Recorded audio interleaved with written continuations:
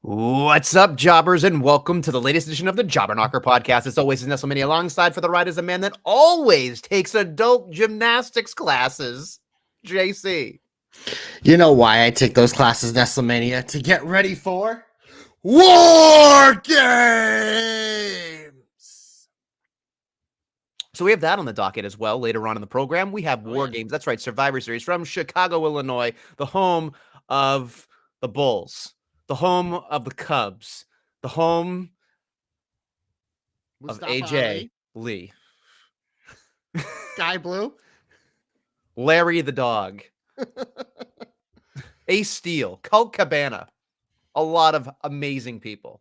Anyway, getting into this podcast, we have a lot to talk about. We have like the aforementioned Survivor Series later in the program. We had Full Gear this past weekend on Saturday, I believe. And we also have our normal turmoil of wrestling that we have to get through here. So, JC, where would you like to begin this journey?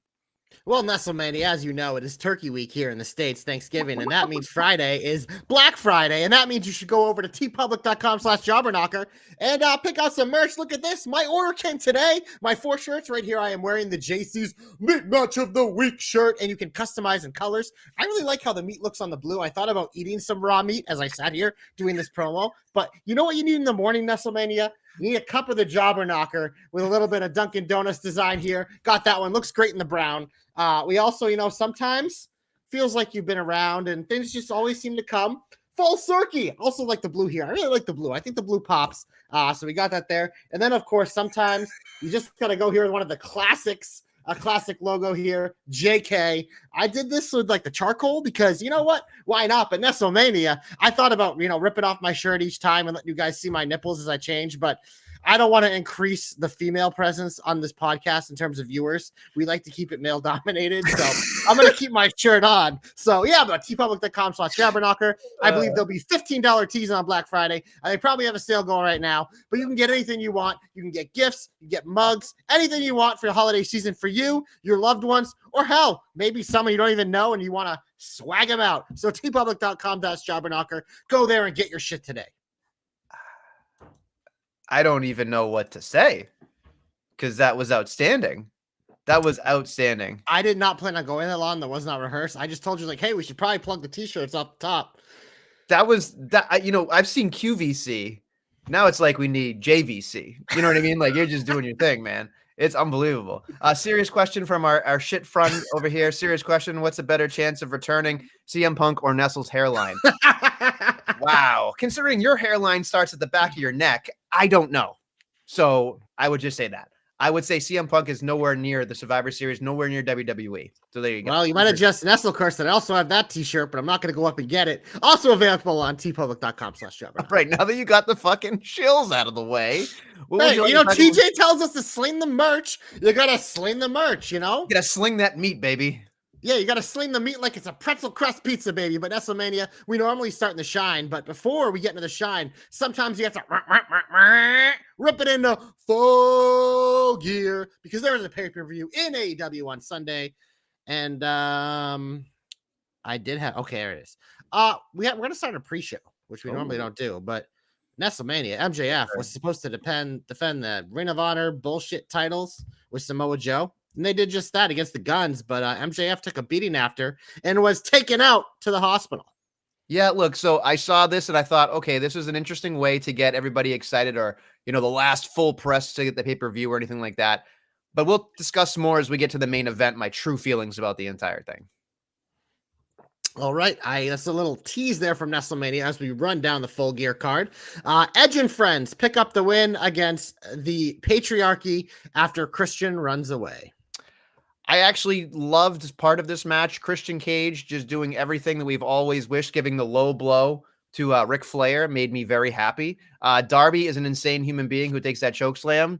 Sting jumps over Ric Flair, and I'm like, yeah, I've seen that before, but it's still like, it's just seeing the way they presented Sting after the win was like very classy. I thought that was very, like, we gave a lot of shit to Tony Khan on this program, but I will say he is a classy dude when it comes to not doing things, like the WWE had, it's more of a Vince thing than anybody else, but they've kind of paraded people out and made jokes of them. But Tony does a very good job of making people look good. So I will just say that much. I agree. And moving on, we head to the international waters where there was a championship defended in a rematch. Orange Cassidy defeats definitively Jon Moxley. Hashtag JC knows. Hashtag Nestle doesn't. Solid match. Nestle doesn't know anything, right? Is that Nestle doesn't know. No. Nestle doesn't know. Oh, now he's gone. What happened? He's gone. That's upsetting. Well, maybe he'll come back. I have no idea. He probably knocked himself out. Anywho, he's loading. What happened? What happened? Look, I tell him he doesn't know and he kicks me off the show. Can you believe this shit? Did you knock yourself off by accident? I may have with my mouse clicked on my credit. I may have clicked on a shortcut and just took me away. Oh, Jesus Christ. Anywho, I don't know what the hell we were talking about. So listen, I was surprised that Orange Cassidy had won. I was not thinking that was going to be the case because I feel like Jon Moxley needs to be doing something. Although if Sami Callihan is on the horizon for AEW, that I feel like those tag titles are coming home with Mox and Sammy very soon. So maybe that's why he didn't win. I just fell asleep. Moving on, we have the first of the, I believe, 2 title changes on the show. Toni Storm wins back the AEW Women's Championship, and poor Hikaru Shida has been a transition champion twice for about 3 weeks this year. So here's my thing. And, I don't necessarily hate that Toni Storm won the championship. I think she's the hottest thing they got going on. The character's just out of this world. It's like the 2023 version of Gold Dust. It's just so interesting, right? Like it's just you don't see this. They have the fucking, the entrance, the fucking cutaway to her fucking hip attack when she goes at the end in the black and white. Everything she talks about is wonderful. However, there was one glaring thing that really fucking bothered me about this entire goddamn thing, and that was the fucking ashtray, or should we say ass tray, that was stuck to her. And all I kept thinking was, how the fuck does Aubrey not fucking see this shit? How does Aubrey sucks? It's like she's the worst ref in wrestling. It's the worst. It takes me directly out of the fucking match when a referee's job is to fucking see everything. And it's not like you can say that you just didn't see it. It was like the fucking side of her entire cheek was silver. You could not see it. And so it just bothered the fuck out of me. When she won, I went, I'm more mad at the ref than anything else. Like, I should be jumping up and down in joy and getting excited to see, like Toni Storm do awesome things. And I'm just sitting there going, what the fuck is the referee's goddamn problem? I can play devil's advocate here. Maybe she was just being polite and didn't want to blatantly stare at her big ass. Well, that is hair thin logic, much like my hairline, right, Doc? There it is. Okay, moving on. I just think it's bullshit and stupid. And the referees sometimes on AEW fucking, they make me want to pull my hair Aubrey's the worst because she makes it too much about herself. I am often upset when she referees matches. But next up, we have a ladder match, fatal 4-way. But Ricky Starks and Big Bill retain the tag titles. Upset that they won? The retaining anyway. I thought the other 3 teams in this matchup, especially House of Black, looked fucking incredible. I thought they did a great job. I love Malachi in general. He's one of my guys. But Brody King, man, fucking, he is a monster. There were some meaty moments in this match. This wasn't the meat match of the week, but there were some meaty moments between Big William and Mr. King. I just thought it was like, it was such a car wreck. It was fun. But as I'm watching this, I felt like I'm not invested in this matchup at all. Like, yeah, it was just fun. It was a ladder match. Yeah. I'm a huge Ricky Starks guy, but I'm not really invested as him in a tag team. But I mean, I was just kind of thinking, we kind of talked about this before because there were 2 title changes on this. We're going to get to the other one in a minute, but it's funny because AEW pushes so much that they're more pro wrestling than sports entertainment, if you want to draw those lines. But I was literally just thinking in my head we kind of talked through it. So we look at their champions. MJF, their like quintessential sports entertainment guy, is their main champion. Christian Cage is the TNT champion because of his paternity character. Orange Cassidy, obviously an incredible wrestler, but larger than life character. The tag team champions aren't a real tag team. It's that Ricky Starks is so charismatic. He's carrying it. Then they put one title on Tony Storm, one of the 2 most fleshed out characters in AEW's women's division. The other one brings us to the next match, the TBS championship. Hashtag JC knows. Hashtag, I tried to tell you, Nestlemania, the house always wins. And I'll tell you why Malachi and Brody didn't win the tag titles. Because they don't come out to the same song Julia does, where it literally tells you the house always wins. They come out to that fucking Kings of the whatever throne that Joe always tells me is their name. But yeah, Julia Hart wins in a triple threat against Sky Blue and Chris Statlander. New TBS champion. I believe she's like the youngest champion in AEW history or something. So, I mean, and again, she had 1 loss in the whole year, and they've pushed her hard, and I think she's risen to the occasion. So I was very happy with the 2 title changes personally, but. So I think, it's a big applause for, Julia to win. It seems like to me, I'm more interested in terms of a character of what's happening with Sky Blue. I feel like Statlander, although an incredible athlete, an incredible kind of specimen to herself, definitely feels like she was lacking something. I did pop for the dodgeball outfit. I thought that was fucking incredible. And she's always got a near and dear spot in my heart because she's a stud. But once she beat Jade, it was like, what else you got? And I never felt like there was anything else. And that's not a detriment to her. It was a detriment to the creative and that they didn't give her anything. And she did the best she could. But it was Sky Blue and Julia the whole time I was watching. And I'm almost more interested in Sky Blue. And when Julia spoke at the presser afterwards, I went, well, that's what she talks like normally?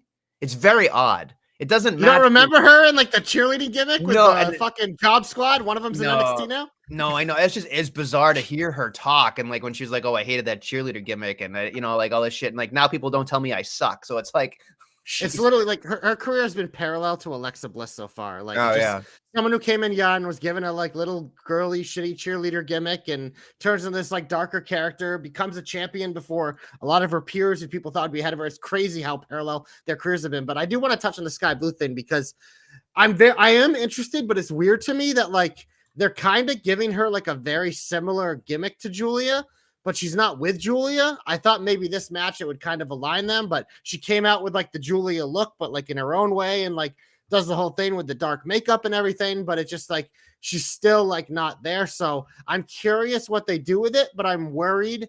Like a lot of times what happens is AEW is they start something good and then they kind of put it on the shelf and it just kind of dissipates. So I am a little weary, but I did like the new entrance. I thought it was cool. The other thing I was thinking about was based on her Hey EW interview. I kept thinking to myself, oh, maybe just maybe she comes like a pyromaniac or something. Cause she said she actually was a pyromaniac when she was younger. And I was like, okay, well, like art imitates life. That's fine. I can get behind that. Light somebody on fire. You know what I mean? Let's do it. But maybe it's because I've been watching Sky Blue more than I have Julia, and I feel like Julia's doing a great job character-wise, but I feel like Sky Blue has way more momentum over a longer period of time, that they didn't do anything with it, but she's always on my TV, versus Julia has been kind of like like sneakily building all these wins and these impressive things she's been doing, and then just boom, there she is. So it's bizarre, but I am interested to see what happens. They don't have a women's tag division, thank Christ, or a women's 6-woman tag title. That would fucking AEW would add a women's tag division, but they don't have a good enough division to have that. I mean, they would do Anna and Tay, they would do Britt and Jamie, they would have Paige or Saraya and Ruby. They have they could do like a Sky and Julia. They would I think be able to cobble more fucking tag teams together than WWE could. But we'll get to Monday eventually. But yeah, no, I mean I was happy. I've been a big fan of what Julia Hart's been doing. The House of Black in general. I think they've gotten a little revitalization. I didn't get my entire hope, but I got the main part. And Julia's deserving. It's cool to see. We move on, Nestlemania, to bruv. We know who the big AEW signing was. It is Will Ospreay, but he told us not to get mad. Let him finish first before he gets up here. We always like to let a man finish, before we drag him out. So I just loved watching him in the presser afterwards where he hugged Tony and he was like, you literally changed my life. And I was like, you know what? Like, you hear what that guy has to go through, like whether it's Japan or he fucking lives in England and he's got a small family and just like this whole thing. And you're just like, and he even said, he's like, I'm the most irresponsible human being on this world, but this family makes me want to be a responsible human being.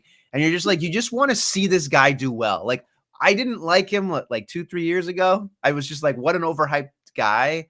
But as you get to know this person and then you see his character, you can't help but feel like not only is he incredible in the ring, but you're just like, God damn, this guy is just so fucking likable. So you can't help but cheer for him.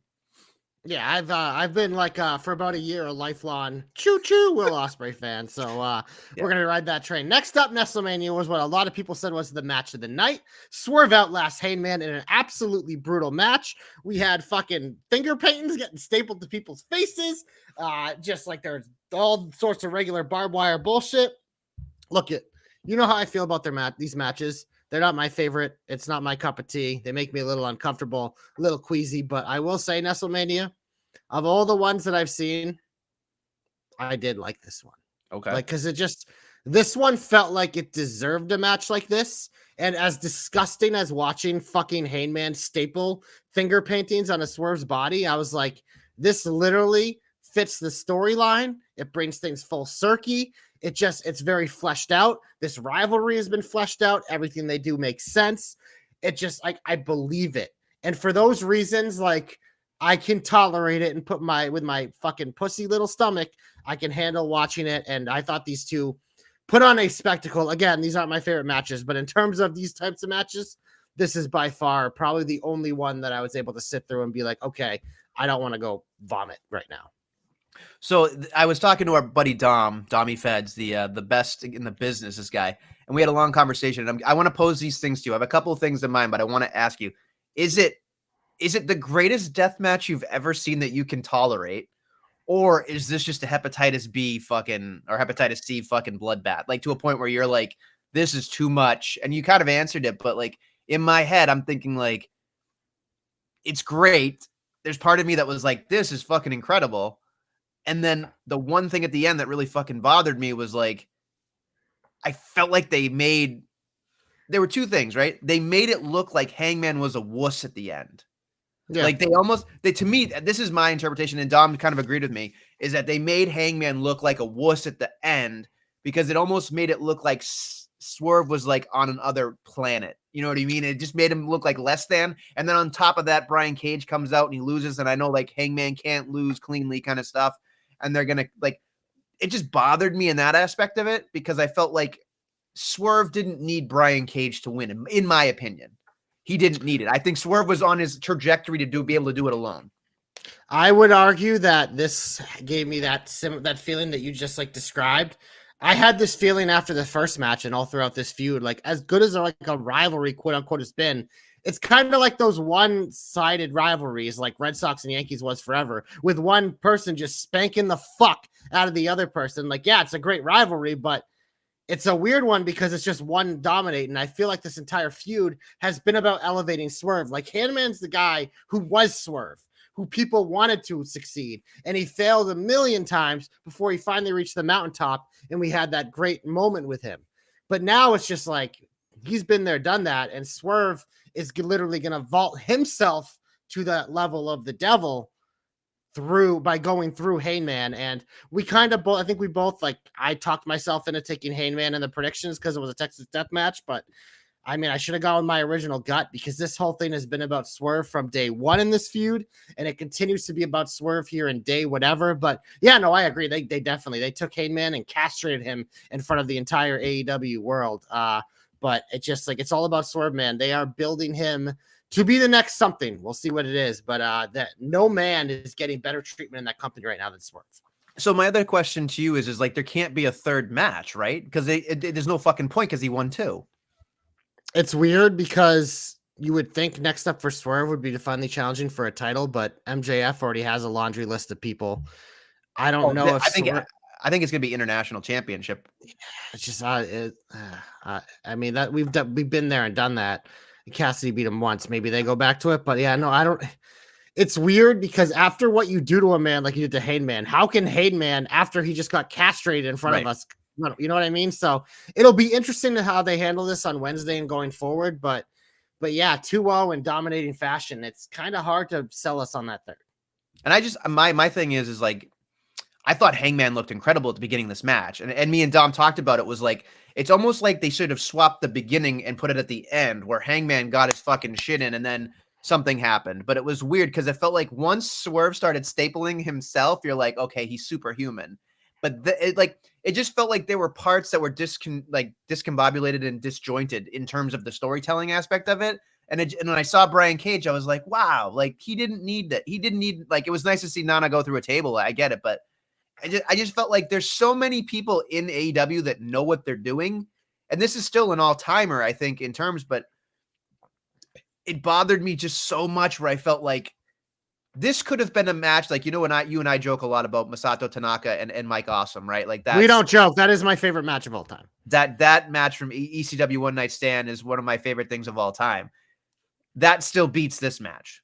I don't give a fuck. Like that Masato Tanaka will always fucking be better than fucking all of everybody. But this match is close, but it's also like it bothers me. Like there's a flaw in this matchup. So it does bother me. Yeah, I think if I could like buy into this being the best part of the card, for sure. Next up, we have something that I don't give a shit about. Golden Jets win, Bucks throw a tantrum, blah, blah, blah. I was right. Boom. Yeah, literally don't care. It's the worst storyline ever. Golden Jets versus Ricky and Big Bill. Put me to sleep. Then we have the main event, Nestlemania, where Adam Cole had agreed to take MJF's place. Adam Cole on crutches would have had no chance. This would have been a thing, but of course, as we all knew was going to happen, woo, out comes the ambulance. MJF getting the ultimate fucking babyface kiss of death coming into the arena and then making Jay White look like a big fucking chump because the guy who can barely move wrestled with him for 20, 30, whatever, however many minutes and beat him and retains his AEW World Championship. Talk about a castration for Jay White. Am I right? Oh, yeah. Like that one to me is like, how does he even like, I know Juice is out for a while. The Guns lost. And now it's like all 4 of them just need to go away for a while, I think. Like not on my TV. Jay White's too important to Collision. So he's going to have to be there. But man, I mean, buddy, he ain't sniffing the world title anytime soon. When I watched that, I went like, he literally couldn't beat a one-legged man in an ass-kicking contest. And like, what? And like, you can talk about all the other things, but there's 2 things that fucking like really drove me home about what fucking bothered me about this entire thing was they made it a point at the pregame to fucking have this angle and then like, will you buy the pay-per-view, which I appreciate, like they're trying something. But when I saw that, it just made me feel like I was watching an episode of television and not a device that you use on a pay-per-view. Like we've seen this device used so many times on Raw, SmackDown, or other places. This was WWE booking to a T. Right. And it just felt like it was misplaced putting it on a pay-per-view. You put it on you put it on like a Dynamite, a Collision, I'll buy it. But for you to put it on a pay-per-view to me, that didn't work for me. It just made me go, I know what the fucking outcome's going to be now. Like I know I get it's intrigue and whatever, but like no way was Adam Cole going to fucking like, and that's the other thing that really bothered me, right? Like, so you're going to tell me that you're going to allow somebody who's not medically cleared. No, I know it's just suspension of disbelief here, but let's just go. No, but it's a blatant flaw. It's a blatant flaw in that you want to have somebody that is not cleared to wrestle in a match to protect his best friend, only to have a man who was put in an ambulance to come back and he's okay to be cleared, even though he's not technically cleared, wrestles 20 minutes and then fucking beats the guy who's been the fucking guy everywhere else. I was just sitting there going, this has to be just storytelling wise, the dumbest thing I've seen in a long fucking time. And to add to, this is the part that slips up, and I'll give credit to MJF. I'm sure he was actually hurting off that elbow drop where he landed on his hip instead of the fucking table, and that's a whole other kettle of fish. But if you go back into the scrum and you listen to him talk, he was talking about how, like he hijacked the ambulance, quote unquote, and, committed a felony and the whatever. And like, obviously it's a wink and a nod or whatever. But then as he's talking in the scrum, he then proceeds to say, as I'm watching the monitor and watching Hangman and Swerve, and I'm like, can't you just fucking keep kayfabe? I know for like 2 minutes? I saw that too. That was another fuck. I'm like, bro, you were supposed to be at the hospital. And you were watching. Yeah, but that's the thing. And like, look, I think as the pressers aren't meant, I don't think to, for the most part. But he's kayfabe through and through. He usually, yeah, that's what I mean. For the most part, he's someone who stays in character. But I will say, since his little baby face thing has started, it's been a lot more wink and nod bullshit like that with him. But again, it's just that's something with the pressers. I won't fault it as much, but yeah, no, it made me laugh a little too. Okay, I'm done talking about this stuff, so let's just move on. What do you think of Full Gear as a whole? There were some great moments, absolutely fantastic moments, but I won't remember 90% of this pay-per-view. Won't care. What about you? I mean, I thought it was fine. It was definitely. I'm glad that I didn't pay for it. Sorry, Tony. But it. I mean, there were like you said, there were moments there. I won't forget that death match. This MJF angle will also be hard to forget, but yeah, the rest of it was pretty standard. But Nestlemania, no, it's not standard. The shine, baby. Much like Mandy Rose, always in the shine. We're getting into our regular part of the program as we prepare for War Games. And you know who's prepared for War Games in Nestlemania? Drew fucking McIntyre, man. I love this fucking whiny badass. He is such a stud. He goes out there and gives us a promo telling exactly why I fucking hate Jey Uso. I hate them for doing this. I am not a part of Judgment Day, but we are aligned because I want to get locked in a cage with Jey Uso and I want to end him. Love it. Because it makes sense, it works, and finally, we have somebody who has been fucked by the bloodline just completely turn in this direction, and Drew has been perfect for it, and he's hitting it out of the park. That was a hell of a promo, for sure. And then the rest of it was just cascaded with so much bullshit. There was a lot. Between literally that promo and the end of the night, I was just like, you want to talk about fucking fatigue, folks. Like there was too much, but the one thing that like kind of drove me insane, and again, this is me being me, so it's fine. I'm probably wrong, but again, and I'm sure JC will tell me why I'm wrong. Yes, but I will. Go ahead. Here's my thing. He was like, what Rhea Ripley offered me, no one else could. I can get Jay in a cage, and then they proceed to put fucking McIntyre and Jay in the main event in a regular match, and I was just like, what? What? Yeah, that didn't make sense. I was like, what? There's no way that you can talk me into that making sense. There's no way you can talk to me and saying like, oh, it was a good idea. McIntyre going out there and proving himself perfectly makes sense. But they already touched. So what's the point of having them in a cage? Like, as you've told me before, right? Like, don't let them touch. Just don't let them fucking touch until you get in the cage. Yeah. And that was screaming to me like, what am I watching? I thought you were going to be upset about something else, but no, I agree with this because it's weird. You can't say that and then those two be the representatives. It should have been Priest as the representative, or if you want to have McIntyre wrestle, have him fucking beat someone else, but they can cheat if you don't want to pin Cody Sammy or somebody, like, well, yeah, they could have just threw Sammy out there. Like a fucking L. Yeah, like he always does for them. But yeah, no, I thought you were going to be more mad at what happened at the end of the show because we knew they couldn't let this linger till Saturday because they're like we mentioned off the top, they're in Chicago. And people are going to be chanting for all the Chicago wrestlers like Mustafa Ali, Sky Blue, AJ Lee, Cole Cabana. Oh, yeah, and that guy CM Punk. So they had to announce the fifth member. Clearly, he was never planned to be on this show. But I will say the way fucking Cody gets me fired up for everything. Him fucking dropping fucking lame double entendres. And I didn't care. Me and the crowd were fucking eating it up. We're like, oh, you guys aren't Prey? Oh, that's because you got the Apex Predator. Oh, my God. Oh, you were in a Legacy? Oh, my God. It's so corny. But for some reason with him, it just works. So I didn't look at it. If they couldn't have Randy Orton be there, which they clearly couldn't, I think this was the best way to do it. But yeah, they avoided the CM Punk pitfall, at least for this part, at War Games, which they had to do. They didn't have a choice on this one. It felt like as I was watching, like, oh shit, the copyright's coming up. Randy's definitely not there. And it was just like, get to the end. And it was just like a weird thing where it was just like fast forwarding. It was very odd. It was just like, to me, that wasn't the way it was probably drawn up, but it was just executed poorly or just bizarre. I don't know. But again, Randy Orton coming back. I did like when Jay had this fucking look on his face, like, yes. Fuck. Always fucking working that Jey Uso, man. Stud. Just like he understands it better than most, right? Like, and I would go as far as to say, like, that is going to be the whole point of War Games. Like this is the first time where I've actually watched War Games and thought to myself, both teams have a fucking problem with each other, like internally, which never happens. It's always like, we all have a problem with this faction. We're going to group together and try to win, but that's usually the fucking comeuppance, right? For the baby faces. This time it's like, fuck, Jey Uso is fucked regardless of what happens. So I'm interested in seeing that. I mean, I think the War Games are a little long in the tooth for me, but we'll see once the actual match Beyond begins in the fucking 45 minutes leading up to it. We'll see what happens. Oh yeah, no, for sure. I definitely agree. The beginning of those matches are slow starting for me. More on this in my hope later on. There's a little tease, but Nestlemania, we are going to carry on. In the words of Big Perk here in the Shine, and I would like to hear what else you liked this week.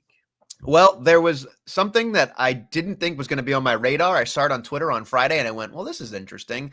Dragon Lee versus Axiom. Now, I'm not a big fan of Axiom. His gimmick sucks. God damn it. The math may not add up, folks, but god damn it, does his wrestling add up. And god damn, was that fun. I was sitting there thinking to myself, holy shit. Like, I know Dragon Lee is going to be a fucking good time, right? But then, like, if Axiom doesn't talk and sound like fucking just, muttering under his goddamn mask and just let him wrestle, I was sitting there going, Jesus Christ, let them wrestle for 45 minutes. Just do it. And then, like, just going back and forth and flying and doing all those things. Like, that's what I love. I love that stuff. Like, showcasing people is great. Like, showcasing people is wonderful. And that was just so much of a breath of fresh air. And like you said last week, all these important people are gone. Interject the people, and it works, right? It's filling up time, but I don't mind it. Yeah, no, I agree. That match definitely stood out. I feel the same way about Axiom. In terms of a wrestler, I would give him an A, even though he's just a kid. But the gimmick, I would give a fucking complete F, for sure. But Nestlemania, there was some, like, again, more of like the thing. This was more on Raw, but we're just continuing like that's something you're developing a mid card in the men's division on SmackDown. They're continuing to develop the women's division on Raw. And we're going to start off with the JC's meat match of the week in the women's division. We talked about this last week. A clash of titans. We finally got Nia Jax versus Raquel Rodriguez. And this was a Haas fight. This was a boss fight. This was a meat match. Nia Jax picks up the big win as she continues her momentum. But I thought this was one of the better Raquel matches I've seen. It was just nice, like, to see power on power, because with both of these women, so often they are working with women so much smaller than them. You don't really get to see their full, like, arsenal, because if they unleash that arsenal, it gets a little dangerous. But when you get two of the, like, strapping women in that division, this was a fucking boss fight. So I just want to take this opportunity to tell everybody that's ever hated Nia Jax to fucking just stop it. Because here's the thing, folks. Nia Jax made that match so much better than it needed to be. And here's why. Raquel Rodriguez has been wonderful. She's been doing whatever she can. The crowd's not necessarily connected to her. But if you go back and you watch that match on mute, go and watch the crowd. The crowd wanted one fucking thing: to see Nia slammed. Excuse me. She did an incredible job. Incredible job. Excuse me. You okay over there? You took too big of a bite of the meat because we're in the meat match of the week. Nestle, you got to chew your food over there, buddy. Chew your food. We got to cut up the meat a little smaller. Excuse me. I should have got some water. I'm turning red. But anyway. Do you want me to talk? Good. I'm going to die a little inside. Man. But anyway, she did a great job. And man, the crowd wanted Raquel to win. They got behind Raquel. And I didn't ever see that happening with Raquel at all. And I kept thinking to myself, there's so much that she's doing incorrectly that maybe she can never do it.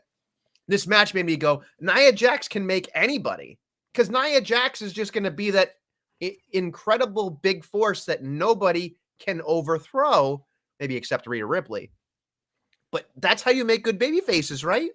You try and you fail. You try and you fail. She's an easy recipe to put up against people that you want to become an amazing baby face. It's unbelievable. So stop shitting on her. Since she's returned, she's done nothing but good stuff. She's done nothing but good stuff. So just stop the fucking the hate, because she's doing good stuff. And she made a huge improvement with Raquel on Monday. So let's just applaud both women. Meat match of the week. And just enjoy Nia Jax for what she is. The crowd hates her. Just let them hate her. And let's do this thing. Now that Nestle's off his soapbox, I am not going to tell you that you have to stop your hate for Nia Jax, because A, that's what makes Nia Jax great, but B, you can hate her. It's okay. You know, Nestle, you know, he has a thing. He has a thing for Nia. Oh, Nia. But no, this match was great. It was great. We don't get these types of matches in the women's division, and this is the beauty of having Rhea as champion, is now they're building up these other women who are powerhouses. And Jesus, Doc, there's steak on my shirt. If it keeps making me laugh, I'm gonna die. Oh my god. All right. I'm getting over Other match on Raw that was good. I'll talk a little here so Nestle can catch his breath. But there was another one, another showcase. Becky Lynch defeated Xia Li. I didn't love that Xia's taking an L before a championship opportunity, but we knew Becky wasn't going to lose. Welcome to the big time, kid. This was the longest match by far I've ever seen Xia Li wrestle. I think Becky did her damnedest to make her look good. I think Xia is much improved since I've seen her in the past, which I think is exciting because I think she's an interesting enough character. And yeah, this is the beauty of what Becky Lynch is doing right now, is she is letting all these women just showcase alongside her, and I'm enjoying it. So I appreciated this matchup. I thought, like you said, everything aforementioned by you made perfect sense. Becky did a great job dragging people through different things over the last couple of months, and she's been, doing whatever she can to be a title without a title, essentially. She's been doing great work there. We were both looking forward to seeing Xia Li get something here. Now, we knew that technically a W wasn't going to come her way, but there was a crucial point in this matchup that I do want to talk about here, which I think really pissed me off. And there's no explanation for it, and there's no reason for it. And they tried to cover it up in commentary, but it didn't work. The whole point of this entire feud was the kick, right? So she fucking kicks her.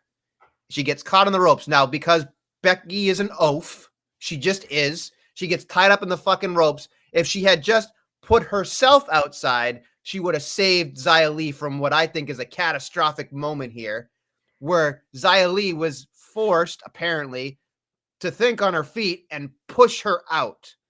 And I went, you fucking lost me. Like, that was the crucial moment in that matchup that made it or break it for me, because now she's got to go back to the drawing board. Now she's got to go back down to the bottom. There's nothing that she can do here, because that whole thing was they were building up the kick, building up the kick, building up the kick.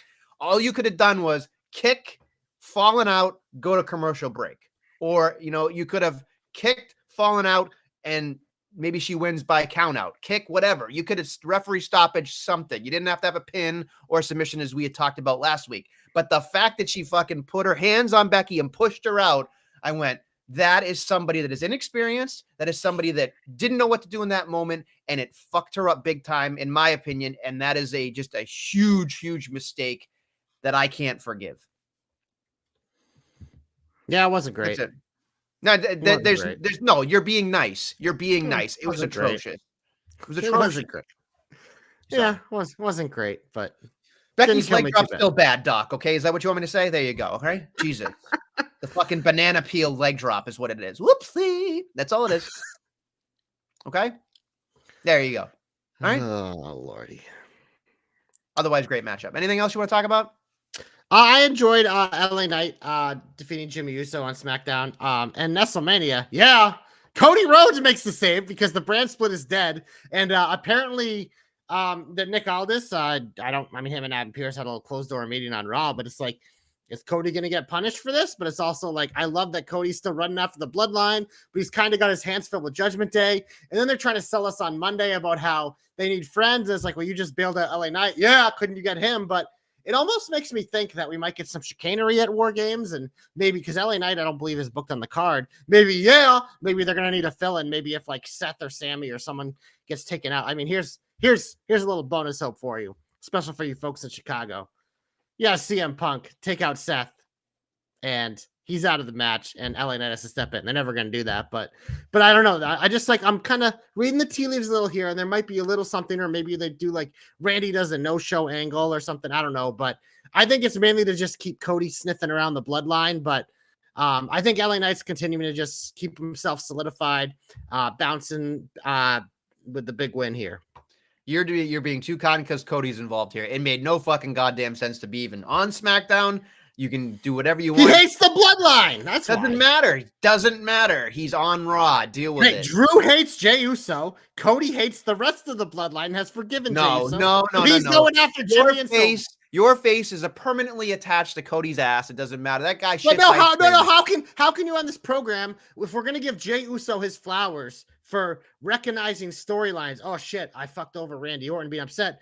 Cody is so mad at the bloodline, and instead of being a little bitch like Drew and turning heel, he's trying to do something about it. That's the comparison between the two. Because Drew even mentioned Cody. He's like, oh, you want us to just like forget about it? It's like, no, Cody hasn't forgot about it, but he's trying to do something about it without being an asshole like Drew. It's like the angel devil thing. Cody's the angel, Drew's the devil. They're handling it in two completely different ways, but they both got screwed by the same guys.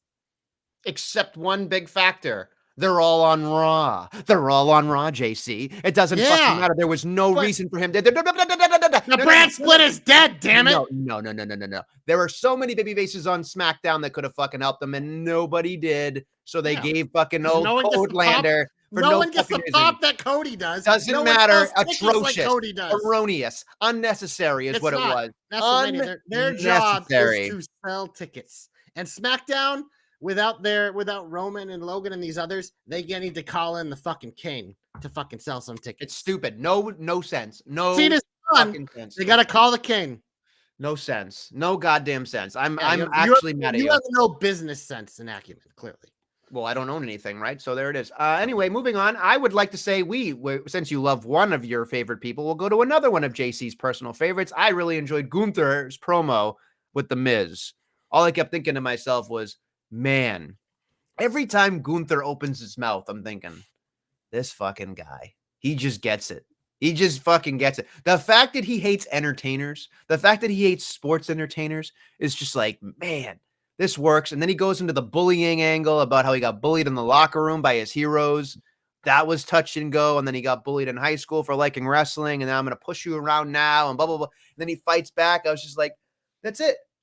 This is it. It makes perfect goddamn sense. And it made you. And then when the Miz fucking, got the upper hand and cheated his way into it and fucking, rose to the occasion at the end. I'm like, oh, he ain't fucking winning, but at least he got his fucking comeuppance.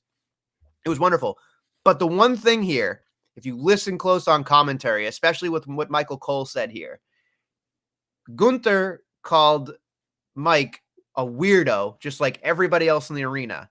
And he said, you are a weirdo just like them. And then on commentary, Michael Cole said, do it for all of us weirdos. And I went, that's it, right? Mike Mizanin has not been a good babyface because he has no way to connect with the crowd. But if he starts embracing that he's a weirdo and calls his fans weirdos, this could fucking work even more. I was just sitting there going, there's layers to this that could work. If they're lined up properly, he could do a really good job with it. So if he calls his fans weirdos, I'm fucking in. Like, I am ready to go with this. I think it could work because, you've had the fucking millions and millions, and you've had, the fucking Creatures of the Night with The Undertaker and shit like that. But man, if he calls, his fans weirdos, I think that's just a nice little touch. I really do. I really, really do. Two things here. My favorite part of this segment was when The Miz mentioned Bret Hart, the smirk on Gunther's face. That was my favorite part of the promo. But yeah, I will say, like, the language and the diction that Gunther put into this promo was effective in Miz because, like you said, it did link The Miz to all of us, like, being like, oh, It's like it was that missing piece. Like we've seen it in AEW over the last several months with MJF.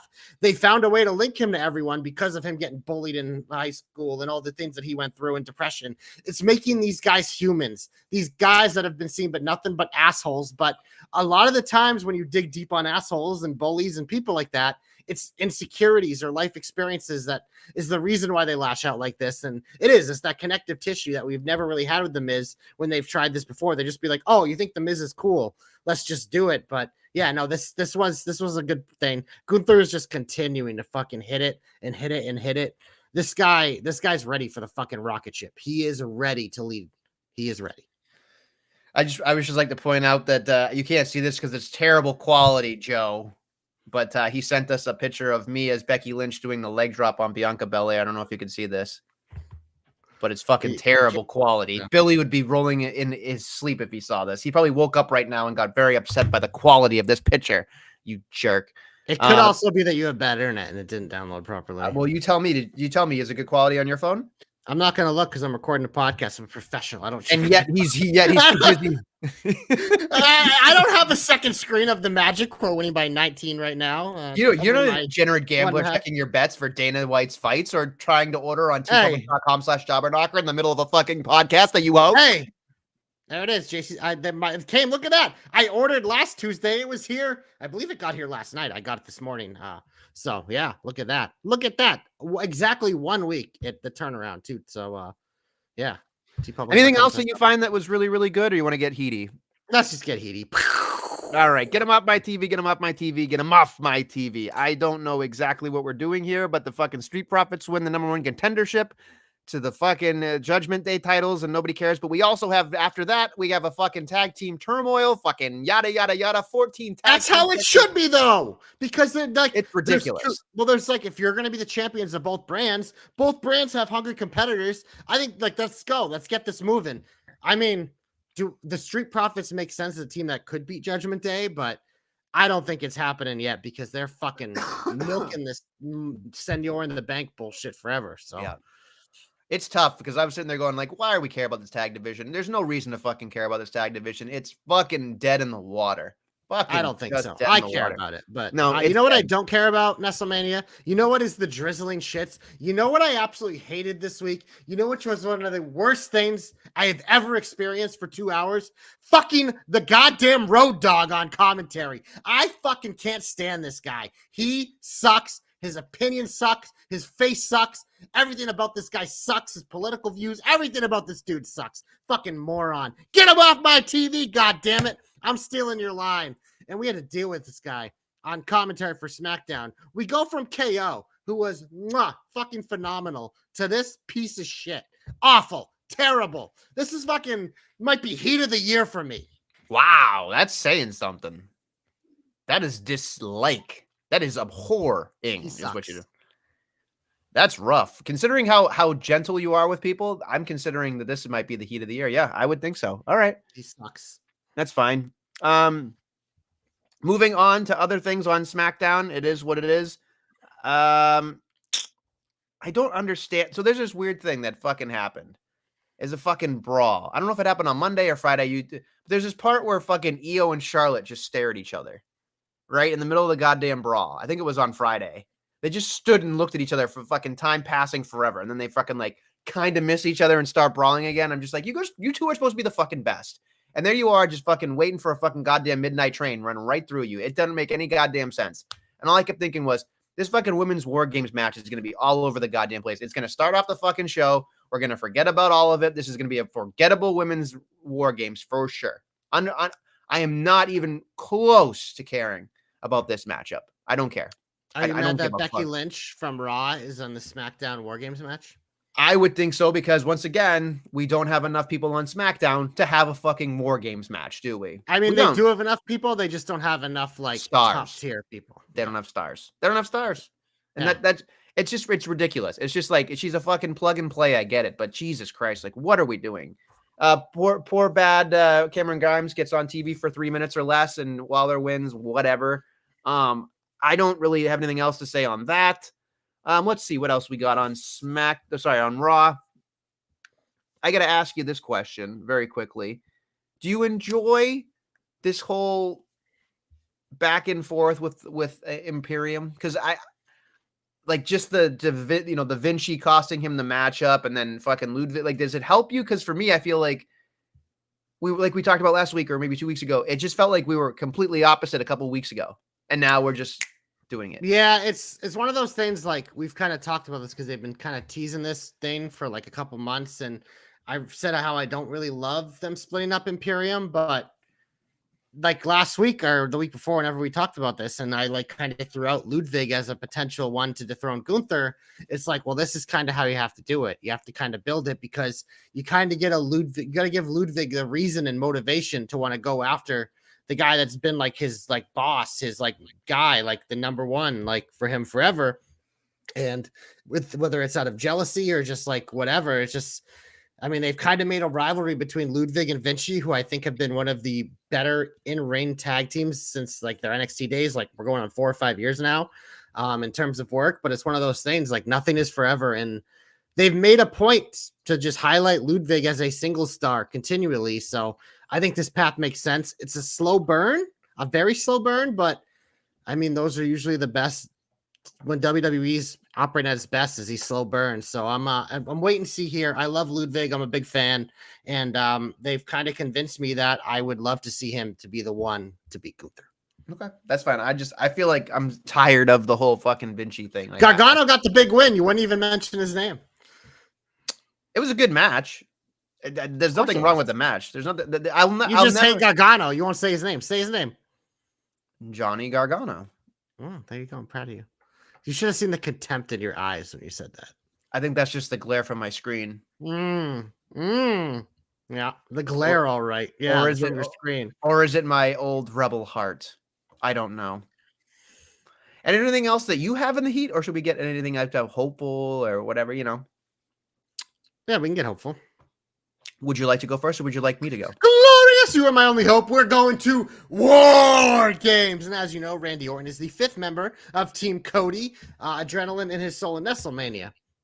So looking at this match, it's like, how the fuck does Cody and friends, the all-star team, not fucking dismantle the Judgment Day? Well, obviously, there's not going to be a lot of cohesion. We already have the tease of, you know, what's going to happen with Orton sees Jay. And I mean, it's already like Sammy trusts Jay, but Seth doesn't really trust him. And you know, Cody trusts him because Cody's a good dude. But then Judgment Day, you have the Drew McIntyre factor who's going to be out there for his own. Him and Damian Priest are probably going to have some like little moments there. But I'm looking for a moment that I've been waiting for a pretty long time, Nestlemania. Because what does Randy Orton do when he returns? Randy Orton doesn't just return, Nestlemania. Randy Orton puts a fucking exclamation point on something. And in this case, my hope is that exclamation point is a fucking RKO on the Cody skull, costing them the match. Because you know what'll get me to WrestleMania? You know what will hold me over till I get Cody Roman 2? Is fucking Cody and Randy Orton. Adrenaline in my soul, adrenaline in my arm, adrenaline in my butt. It doesn't matter where you stick it. I'm all fired up, baby. Because that's my hope. It's pretty simple. I want Randy Orton to return. They do their babyface thing for a while, like Randy always does. But this motherfucker always turns. He always turns since the beginning of time. He's a fucking snake. He has plenty of motivation.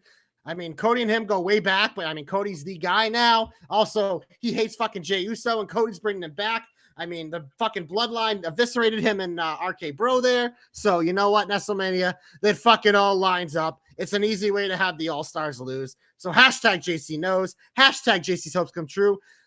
Yeah, I hear those little voices in my head telling me that Cody's going to eat a fat RKO on Saturday, Sunday, whenever this is. Saturday. Collision's going to get fucking trounced is what's going to happen. Got fucking trounced this week. That and Rampage, SmackDown took a big old poo on it. Something else that I wanted to make sure that you knew about was that if you go back to the video of the last time Randy Orton was on SmackDown losing the tag titles and all that stuff, Sami Zayn is part of that holding him down while they're fucking beating him. Jey Uso is the one beating him down, right? And Randy don't like Seth either. So Randy does not like Seth whatsoever. And Cody could just be somebody that he forgot that he hates, and now he just turns around. Like, he could hate everybody, just RKO every single one of them. Yeah, 100%. And I would even go as far, like I said a couple weeks ago, that if he RKOs Seth, and then fucking somehow in the middle of fucking War Games, you know, Damian Priest cashes in with all the baby faces down, like That'd be a fucking banner way to end War Games, I would say. But that's just me. My hope, I have two hopes. I'm gonna go do both of them because I think they're by themselves. 2-for-1 special. Yeah, at tpublic.com/knobberknocker. No, I'm sorry. Knobberknocker? Knobberknocker, slobberknocker. I'm sorry, I'm super tired. So first off, very quickly, the Young Bucks are taking a hiatus, yada, yada, yada. If I could see something, I would say right now is that, well, no. If I could say something, the Young Bucks are going to take a hiatus. They lost their fucking tag titles. They had a fucking child tantrum after they lost.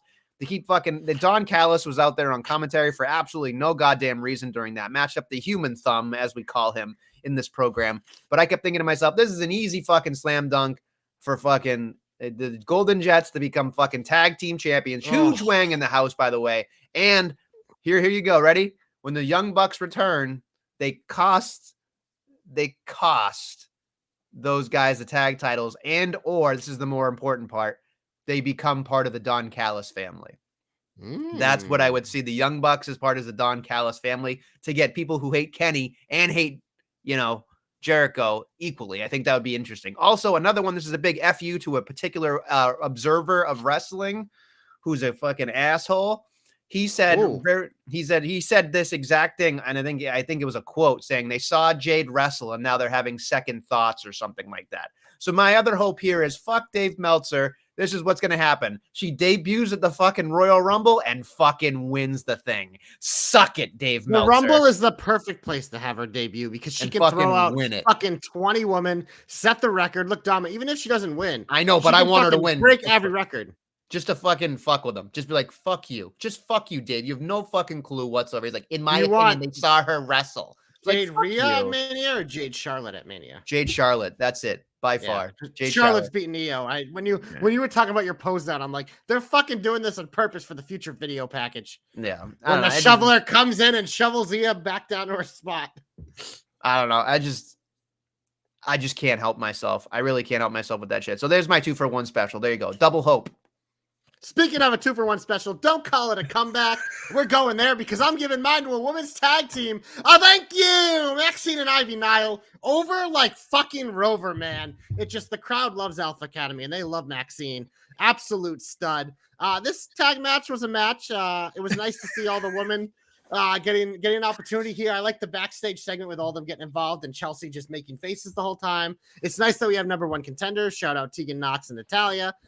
Because that hasn't been obvious for about 3 months when they've been setting this up. But my comeback's going to Maxine and Ivy Nile. We kind of like looked at each other like that when we talked about it. Whenever she was there with the Creeds, and they're like, that could be a tag team that worked. It's kind of like the little pop and circumstance they got going on there. But yeah, no, the match was what it was. But it was really cool that the crowd still fucking all over Maxine. I think is good for Ivy Nile because I think the more people watch her, the more they'll like her too. So. It's nice that the women's tag team division might finally, you got to start somewhere in Nestlemania. And this, at least we can call. They've had a lot of start and stops, but this is, I guess, another start. So that's positive. All I kept thinking of, man, did Chelsea Green just fucking maximize her minutes again? Because she made what? She just made. She makes the face like when I was watching that backstage. When I was watching that backstage promo, I did not think I was watching Monday Night Raw. I thought I was watching the Muppet Show. Like it was just like fucking everybody's fucking there running around like fucking crazy people and overacting and eating the scenery. And Chelsea's leading the way with her fucking Kermit the Frog green. And all I could just say was, man, it was fucking wonderful. And then watching her talk about the adult gymnastics line, I started dying. I was like, this chick cannot miss. She is so fucking good. She is so more deserving of something else than what she is doing right now. She is doing so much better than anybody would ever guess in her life. She's the fucking star, a fucking star, and I love it. But yeah, anyway, my comeback this week goes to Santos Escobar. I thought this fucking guy went out there and delivered the best promo of his life beyond and said, I want, he went too far saying, I hope they have to amputate your leg and fucking just went after it. And then coward. And then the LWO breaking up and not deciding. People are saying maybe fucking Shimmy Shimmy and his cousin will be the new LWO with him, but I don't know if that's the thing. By the way, pick up your Shimmy Shimmy Yeah shirt at tpublic.com/jobberknocker. Shimmy Shimmy Yeah. No, there's a shimmy and a stimmy. Oh, Actually, there's both. Oh, there's yeah, two. I made both. Yeah, because there was a stimulus package during COVID when we did it. It's fine. But no, look, I'm excited for Santos. I thought he did a fucking incredible job swearing in Spanish as well. Don't meet your heroes. Hope your leg gets cut off. Like just going for the jugular of it all. And I think that's the difference between a good promo and a great promo is just going for that guttural feeling and that uncomfortableness. And that's wonderful. So, by the way, I could last in a longer ankle lock than any one of you chumps. So I don't think that fucking matters. I can be there asking how long I would be in an ankle lock. I could outlast all of you. I'm in better. I am in better physical condition than all of you. All of you. It's all about your ankle shape. And I will say this: JC's ankles are fucking shot to bits. So someone puts me in a legit ankle thing, I'm tapping immediately because you popped your ankle off of a golf bet. I have the amount of times I fucked up my ankle since fucking college are insane because I did so much damage to it back then that it's just like now it's like fucking rubber. So I walk the wrong way and those things are just fucking keeling over. So the Gumby of the ankles over here. By the way, I'm wearing a bandana because I'm wearing. You have a receding hairline? No, I do not have a receding hairline. I'm wearing a very special polo. If you can look very closely, it's Macho Man Randy Savage. So I was wearing the fucking bandana to have a little madness in my body tonight, but never mind. You think I got a receding hairline? It's fine. Macho Man pulled it off a lot better than you do. Macho Man did have a receding hairline though, so maybe there's but he also pulled that off better than you too. Listen, I don't have a receding hairline, so it's not a big deal. I just think I look fantastic no matter what part of the day or season. But that's beside the point. We should go to the big old finish though, if you're ready to go. Big old finish. SmackDown, I have no fucking clue. It's a go home. There's nothing on Raw next week. We have a tag team turmoil, like we mentioned, with all the teams. Don't forget about your possible meat match of the week. Yeah, I'm getting there. Jesus. That's number 2 in the notes. Bronson Reed versus Ivar, possible. I can tell you right now, Nestlemania, this is probably going to be the meat match of the week. Probably. Spoiler alert. This is like a double whopper. I mean, this is good stuff. Oh, now you got the fucking shitty whopper, double whoops. I'm stuck in my head. God damn. I am an earworm. That's what I am. Yeah, you are a worm. Stoops is singing CM Punk's praises. Stoop, he ain't fucking coming. Stop it. I mean, we all want it. Give us what we want. He's not coming. He's not coming. Like, the more they fucking deny it and these reports from your fucking hero, Meltzer, come out, I'm just like, the more likely this motherfucker's going to do something. I don't know how it fits. There's no way it fits. No fucking way. I would love if he just came out in the Rumble. Somebody was like, oh, he's going to face Nakamura. I was like, yeah, that'll put butts in the seats. Who gives a fuck? That's weak. It has to start with Seth.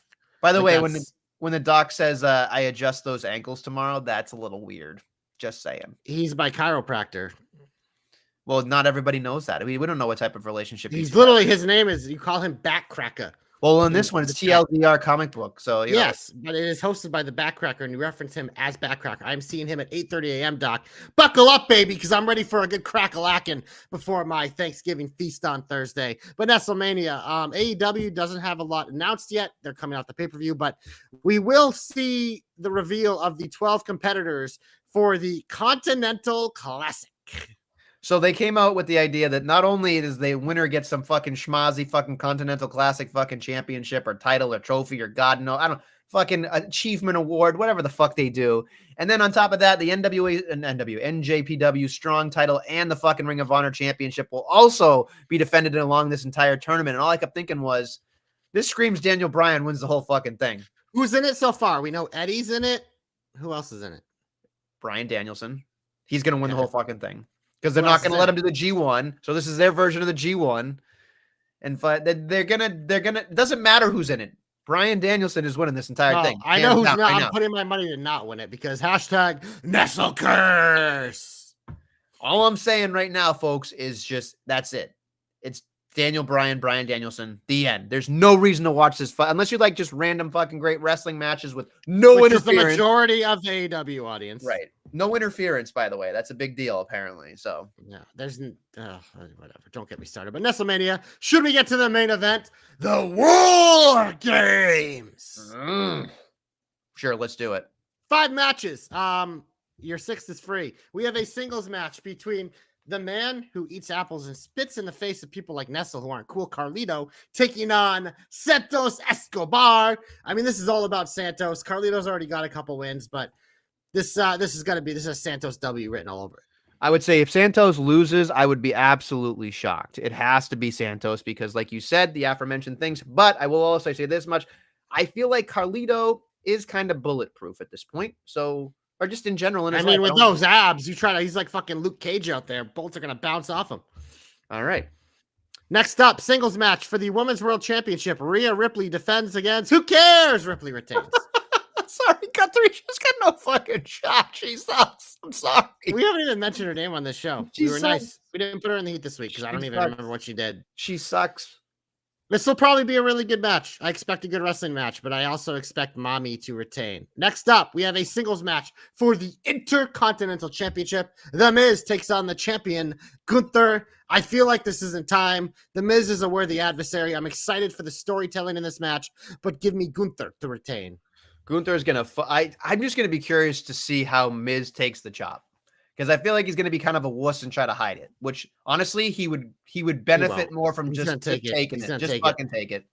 If he doesn't take it, he's gonna wish he did because it's gonna. He took all the shit, all those kicks from Daniel Bryan in their matches, which were like real kicks. Like Miz doesn't like to do it, but when he has to, that man steps up and fucking takes it. All right.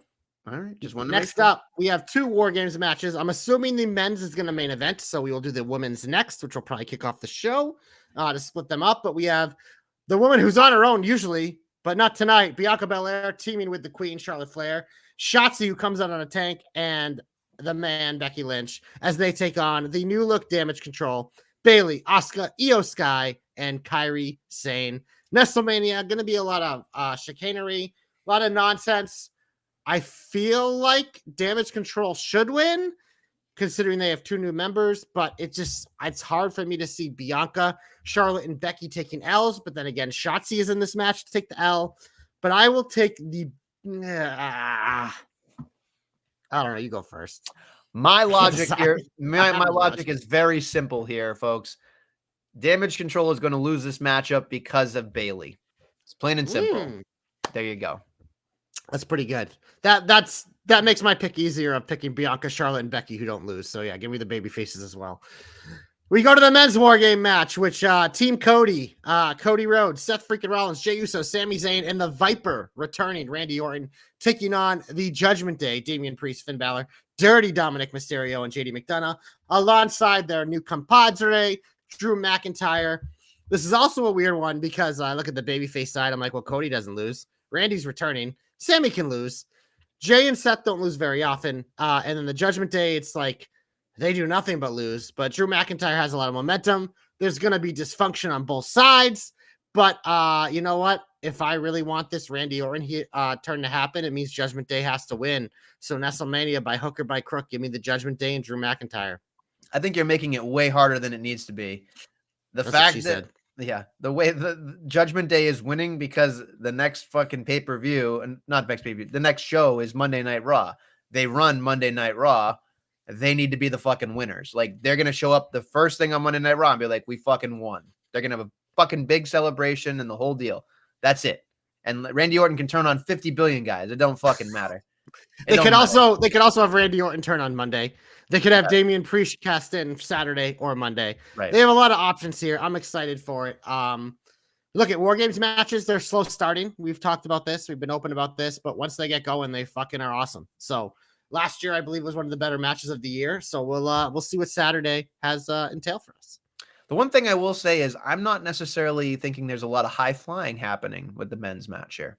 Which is I'm a little upset with because the ricochets of the world were kind of what I love watching in these. You don't believe in the flying Uso?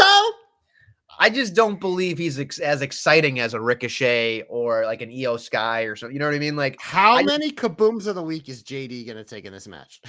And the Funko Pop's gonna pop his head off. It's gonna be nuts.